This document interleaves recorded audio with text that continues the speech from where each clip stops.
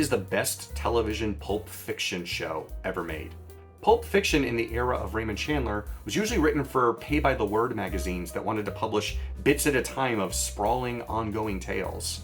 Meaty hooks, massive cliffhangers, and constant mystery kept the readers coming and paying. Chandler honed this to a beautiful edge in the detective genre milieu, and wrote later that the key to good pulp writing isn't so much good plotting as it is individually thrilling scenes stacked one after the other. All right, so I have Raymond Chandler, The Simple Art of Murder. I'm going to read you a couple of things from this essay. I'm sorry that I actually did research this time. Every detective story writer makes mistakes, of course, and none will ever know as much as he should. Conan Doyle made mistakes which completely invalidated some of his stories, but he was a pioneer, and Sherlock Holmes, after all, is mostly an attitude and a few dozen lines of unforgettable dialogue. 2/3 or 3/4 of all the detective stories published still adhere to the formula the giants of this era created, perfected, polished, and sold to the world as problems in logic and deduction.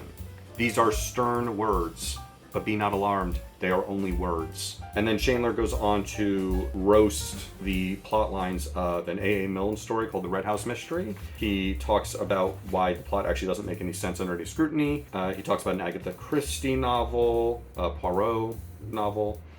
He talks about Freeman William Cross, a guy who I've never heard of. And basically his point is that detective fiction could be written to be extremely airtight logistically, but that's not what the form is actually about, and that's not what actually makes great art. He writes later, I would like to read a story that was written in that much detail, but I would imagine I have to read it a few times to remember all of the relevant details. So the engine of the pulp detective fiction that Chandler was writing is storytelling, not plot, not realism in the sense of every fact lining up, but good kinetic storytelling. Lost was built like this. Every act breaks with that goofy brah sound leading into the commercial. Every episode ends with an even bigger brah.